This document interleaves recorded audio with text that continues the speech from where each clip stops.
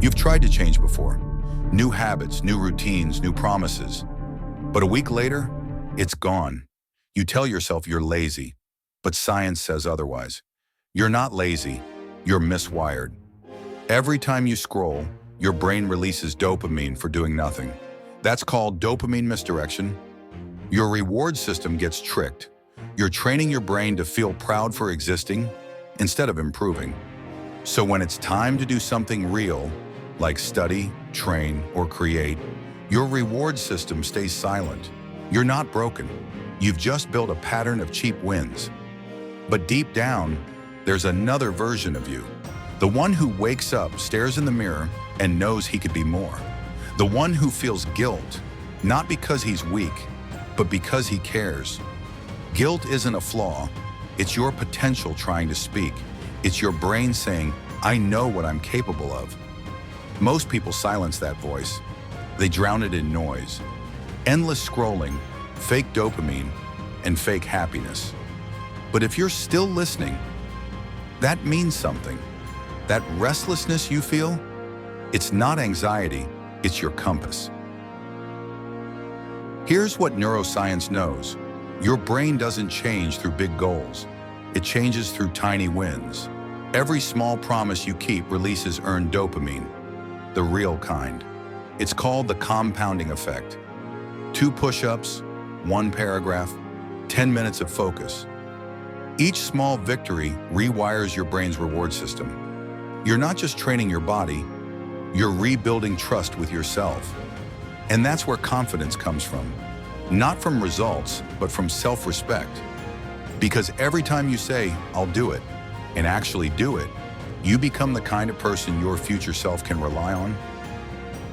You'll never outperform the person you believe you are. If you call yourself lazy, your brain will defend that identity. It's called cognitive consistency. Your mind hates being wrong about itself. So stop trying to change your life. Change your story. Start saying this: I'm the kind of person who finishes what I start. At first it'll sound fake. That's fine. Because repetition creates reality. It's not lying, it's neuroplasticity. Your brain literally rewires itself based on what it repeats. You act like the person you want to be long enough, and your identity catches up. When identity takes over, motivation becomes irrelevant. You don't try anymore. You are. But discipline isn't just about doing, it's about feeling. Most battles aren't physical, they're emotional. Anger, jealousy, fear. These aren't signs of weakness, they're data. When you feel envy, it's not hate. It's your brain whispering, I want that too. When you feel anger, it's not chaos. It's energy with no direction. So don't suppress it, study it.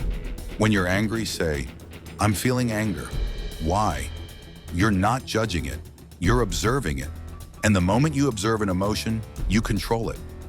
That's emotional intelligence. That's how leaders are built. The ones who don't explode, they understand.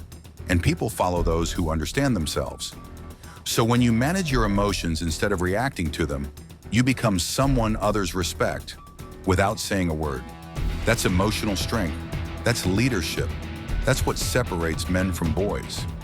But let's get scientific again. You've heard of atomic habits, right?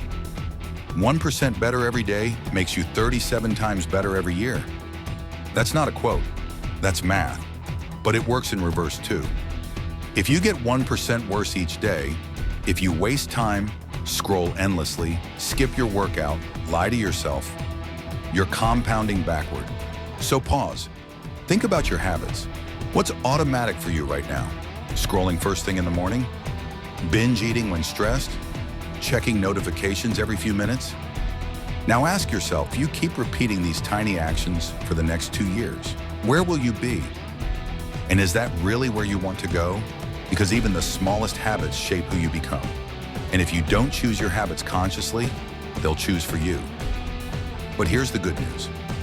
Momentum doesn't start big. It starts microscopic.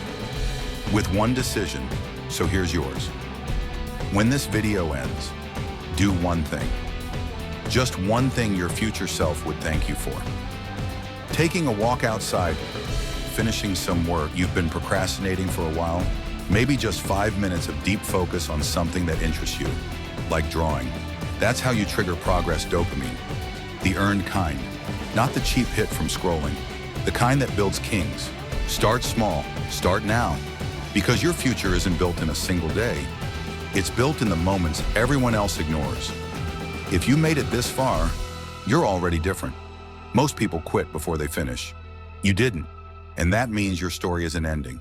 It's just beginning.